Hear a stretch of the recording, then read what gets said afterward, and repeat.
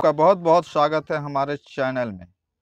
हम ये चैनल गांव और गरीब छात्रों के लिए बनाए हैं ताकि गांव के गरीब छात्र मुफ्त में अच्छी शिक्षा पा सकें। मेरा ये उद्देश्य है कि हर बच्चे तक ये वीडियो पहुंचे। पहले तो वीडियो को लाइक कीजिए, उसके बाद वीडियो बेल आइकन की घंटी दबाइए और ज़्यादा से ज़्यादा अपने दोस्तों तक, अपने गरीब साथियों तक इस वीडियो को पहुंचाने का काम करेंगे। आज हम पढ़ाएंगे इंटरमीडिएट का यानी 12 क्लास का है फर्स्ट चैप्टर, जो आपको स्क्रीन में दिख रहा है। एक एक वर्ड का मैं मतलब समझाऊंगा, एक एक चीज़ को बारीकी से बताऊंगा। इसलिए हम लोग अब शुरू करते हैं। पहला विषय पाठ जो है एक है, इसमें ईंटें, मनके तथा अस्थियां, हड़प्पा सभ्यता। तो हड़प्पा सभ्यता के बारे में आपने पिछली कक्षाओं में भी पढ़ा होगा, इस कक्षा में भी पढ़ेंगे। ईंटे का मतलब आप समझते ही हैं, मनके मिट्टी के बर्तन, तथा अस्थियां का मतलब होता है मरे हुए लोगों को, जीवों का जो शेष बचा हुआ रहता है उसको हम लोग अस्थियां कहते हैं। हड़प्पाई मुहरे। मुहरे, आप बहुत से बच्चे ये नहीं समझ पाते कि मुहरे किसे कहते हैं। मुहरे का मतलब होता है आजकल का जो रुपया है उसको हम लोग प्राचीन काल में मुहरे कहा करते थे। समझ गए? तो यहाँ है कि हड़प्पाई के मुहरे चित्र संख्या 1.1 में। तो 1.1 चित्र ये देखिए, ये है 1.1 का चित्र। आपको इस तरह का मुहरे होता था। मुहरे यानी पैसा। आज का जो पैसा है वो तो आप देख ही रहे हैं, गांधी छाप जी का। और ये पहले के जो पैसे होते थे जिसको हम लोग प्राचीन काल में मुहरे कहा करते थे, वो इस टाइप का होता था, जिसमें कुछ लिखा भी होता था और कुछ चित्र भी बने हुए होते थे। तो उसी के बारे में बता रहा है। हड़प्पा अथवा सिंधु। हड़प्पा का दो नाम है, एक नाम सिंधु भी है और दूसरा नाम हड़प्पा भी है। सिंधु इसलिए नाम पड़ा क्योंकि ये सिंधु नदी के किनारे था, इसलिए सिंधु नाम पड़ा। और इसका क्षेत्र विस्तार हो गया, मतलब सिंधु घाटी या सिंधु नदी के आसपास से और ज़्यादा विस्तार हो गया, इसलिए इसे हड़प्पा भी कहा जाने लगा। घाट। सभ्यता। सभ्यता उसको कहते हैं जैसे एक जनरेशन होता है, एक लोगों का समूह होता है जो किसी सदी में, किसी बहुत पिछले समय में, उस तरह जहाँ जीवन विकसित होता है, लोग रहते हैं, वहाँ उनका रहन सहन होता है, उनका खान पान होता है, उनका आचार व्यवहार होता है, उसमें हम लोग सभ्यता कहते हैं। तो यहाँ सेंटेंस है कि सभ्यता की सबसे विशिष्ट पूरा वस्तु। अब पूरा वस्तु क्या है? यहाँ देखिए, पूरा वस्तु यानी कि जो पुराने समय की जो वस्तु है ठोस अवस्था में, उसको हम लोग पूरा वस्तु कहते हैं। सेलखड़ी नामक पत्थर से बनाई गई, यानी कि ये जो वस्तु है, मुहरे जो है, सेलखड़ी एक पत्थर का प्रकार है जिससे कि वह बनाया गया है। सेलखड़ी एक पत्थर का प्रकार है। इन मुहरों पर सामान्य रूप से जानवरों के चित्र तथा एक ऐसी लिपि के चिन्ह उत्कीर्ण है जिसे अभी तक पढ़ा नहीं जाता है। अब लिपि समझ लीजिए। मुहरे तो आप समझ ही गए हैं, जिनको पैसा कहा जाता है। और लिपि, लिपि का मतलब होता है कि जैसे कि आजकल का जो हम लिखते हैं हिंदी में, उसको हम लोग देवनागरिक लिपि कहते हैं, ठीक है। और जो अंग्रेजी में लिखते हैं उसको हम लोग रोमन लिपि कहते हैं। तो ये जो लिपि यहाँ जो है आप देख रहे हैं, जो इस तरह का है, ये जो लिपि आपको दिख रहा है, ये जो लिपि ऊपर में कुछ ऐसा चिन्ह जैसा बना हुआ है, इसको हम लोग लिपि कहते हैं, ठीक है। तो लिपि किसे कहते हैं, कभी भी आएगा आपको परीक्षा में, तो लिपि इस तरह का होता है। यहाँ जो दिख रहा है आपको चित्र में, लिपि है जिन्हें अभी तक पढ़ा नहीं जा सकता। मान लिया जाए कि आपको बहुत सारा बच्चा है जिसको लिखा हुआ पढ़ा नहीं जा सकता है, उस तरह से ये जो लिपि है आज तक कभी पढ़ा नहीं गया है। और इस तरह का लिपि पढ़ने का प्रयास किया गया, बहुत सारा पुरातत्वविदों द्वारा, लेकिन फिर भी ये लिपि अभी तक पढ़ा नहीं गया है। इस तरीके से हम कह सकते हैं कि ये जो हड़प्पा संस्कृति का जो लिपि है आज तक पढ़ा नहीं गया है। ठीक है।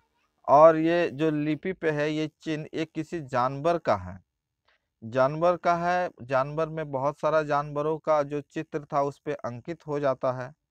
फिर भी हमें देखिए यहाँ, फिर भी हमें इस क्षेत्र में उस समय के बसे लोगों के जीवन के विषय में उनके द्वारा पीछे छोड़े गई पुरातत्व वस्तु, जैसे जैसे उनके आवासों का मतलब होता है घर, मृदभांडों मतलब मिट्टी के बर्तनों। पहले हम लोग का इस तरह का जो स्टील स्टील है उस टाइप का बर्तन नहीं होता था, पहले मिट्टी के बर्तन होते थे, उसको हम लोग मृदभांड कहते थे। आभूषणों, आभूषणों का मतलब समझ लीजिए, आभूषणों का मतलब होता है गहना जेवर, ताबीज, नथिया, कान के बाली, पैर का, ये सब, इसको हम लोग कहते हैं आभूषण। औजार, औजार किसे कहते हैं? औजार उसे कहते हैं जैसे कि आज के बनस्पत देख लीजिए, जैसे कि पिलास हुआ, सरसी हुआ, स्क्रू ड्राइवर हुआ, इसको हम लोग आज औजार कहते हैं। और उस समय के औजार कुछ और थे। तथा मुहरों, दूसरे शब्दों में पुरातत्वविदों साक्ष्यों के माध्यम से बहुत जानकारी मिलती है। अर्थात कहने का मतलब ये हुआ कि हम लोग इसी चीज के आधार पर, जैसे कि आवासों, घरों के आधार पर, मृदभांडों, मट्टी के बर्तनों, आभूषणों, गहनों जेवर और औजारों के आधार पर भी हम लोग पिछले जो हम लोग का ये हड़प्पा कालीन सभ्यता था उसके बारे में हम लोग जानकारी प्राप्त कर सकते हैं। ठीक है।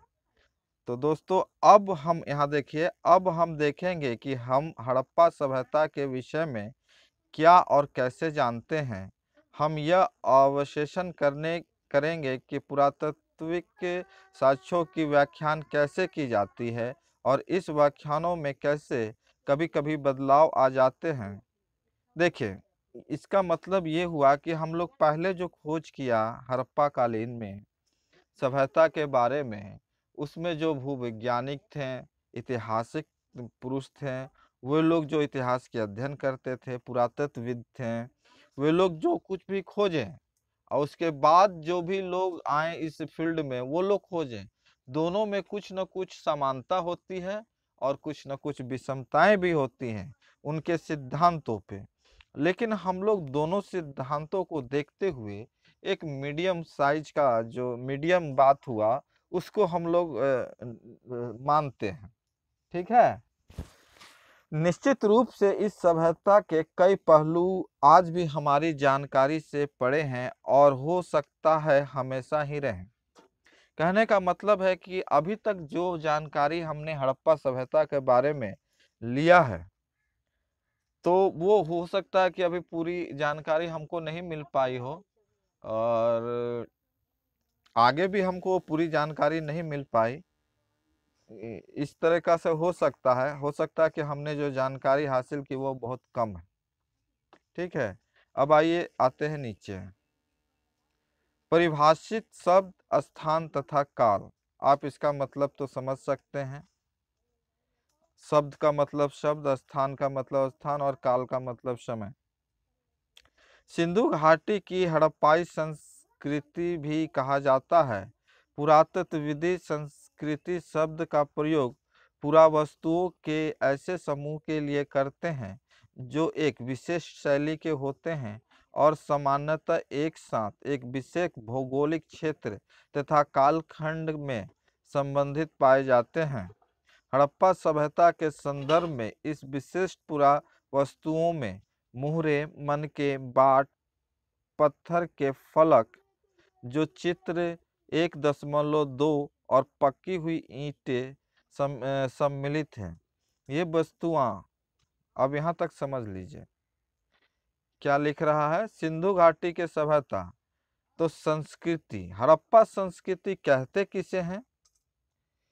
तो पुरातत्वविद संस्कृति शब्द का प्रयोग पुरावस्तुओं के ऐसे समूह के लिए करते हैं जो एक विशेष शैली के होते हैं। मतलब कि बहुत दूर दूर तक एक ही तरह के रहना, एक ही तरह का खाना, एक ही तरह का मकान, एक ही तरह का मतलब कि खेती बाड़ी का जो संसाधन, एक ही तरह का जानवर पशुपालन, इस सब चीज को हम लोग संस्कृति या हड़प्पा एक ही तरह का जो सब कुछ मिले तो उसको हम लोग संस्कृति कहते हैं। तो हड़प्पा संस्कृति भी इसी तौर तरीके से एक ही बहुत सारा क्षेत्र में एक ही तरह का ये सब होता मिलता है। अब चित्र संख्या आप देखिए, ये जो चित्र आपको दिख रहा है ये सब, ये देखिए ये सब मनके का चित्र है। यहाँ भी आपको दिख रहा है, ये देखिए ये सब आपको दिख रहा है। ये सब जो है आपको फलक हैं, हथियारदार धातु हैं, ठीक है, ये सब है, इसी के बारे में बताया जा रहा है। ये वस्तुआं कहाँ कहाँ मिली? अफगानिस्तान, जो आप जानते हैं अफगानिस्तान भारत के उत्तर में है। जम्मू, जम्मू भी आप जानते हैं। बलूचिस्तान भी जानते हैं जो पाकिस्तान में पड़ता है, तथा गुजरात जैसे क्षेत्र मिलते हैं जो एक दूसरे से लंबी दूरी पर स्थित भी है ना। इस सभ्यता का नामकरण हड़प्पा नामक स्थान, जहां यह संस्कृति पहली बार खोजी गई। ये जो हड़प्पा जो नाम है, ये जो संस्कृति हड़प्पा नामक जगह का जो पड़ा हड़प्पा सभ्यता, इसका कारण ये है कि ये पहली बार हड़प्पा नामक स्थान पर इस संस्कृति की खोज हुई थी, इसलिए इसका नाम हड़प्पा पड़ा। इसका काल निर्धारण लगभग 2600 से 1900 ईस्वी पूर्व के बीच किया गया है। इस क्षेत्र में इस सभ्यता से पहले और बाद में भी संस्कृति अस्तित्व में थी, जिसे क्रमशः आरंभिक तथा परवर्ती हड़प्पा कहा जाता है। इन संस्कृति से हड़प्पा को अलग करने के लिए कभी कभी इसे विकसित हड़प्पा की संस्कृति भी कहा जाता है। अब यहाँ दो बातें सामने आई है। एक तो ये कि इसकी खोज 2600 से और 1900 ईस्वी के पूर्व के बीच किया गया है। इस क्षेत्र में इस सभ्यता के पहले और बाद के भी संस्कृति पाई जाती है। मतलब कि हजारों साल पहले भी वहाँ लोग रहते थे, ठीक है। उसके बाद फिर हड़प्पाई लोग रहने लगे। जब हड़प्पाई लोग का विनाश हो गया तो फिर उसके बाद किसी सभ्यता मतलब फिर लोग एक संस्कृति के लोग रहने लगे, ठीक है। तो इसका मतलब यही हुआ कि हड़प्पाई के पूर्व और हड़प्पाई के बाद भी जो लोग यहाँ बसे रहे, जिनकी संस्कृति एक हुई और धीरे धीरे विकसित हुई, इस संस्कृति को हड़प्पा संस्कृति के पूर्व संस्कृति कहा जाने लगा, ठीक है। और हम इसको विकसित हड़प्पा संस्कृति भी कहा जाता है, जो कि बाद में आया, ठीक है बच्चों। तो ये मेरा पहला दिन का क्लास है। हमने कोशिश किया कि जितना हम लोग जानते थे, जितना मैं समझा पाया, आप लोग अच्छी तरीके से समझ गए होंगे। और अगला चैप्टर जो है इसके बाद वाला पेज को अगले वीडियो में पढ़ाएंगे। इसलिए आपको बहुत बहुत धन्यवाद ये हमारे वीडियो देखने के लिए, और चैनल को सब्सक्राइब कीजिए और ज़्यादा से ज़्यादा बच्चों तक शेयर कीजिए। नमस्कार, धन्यवाद।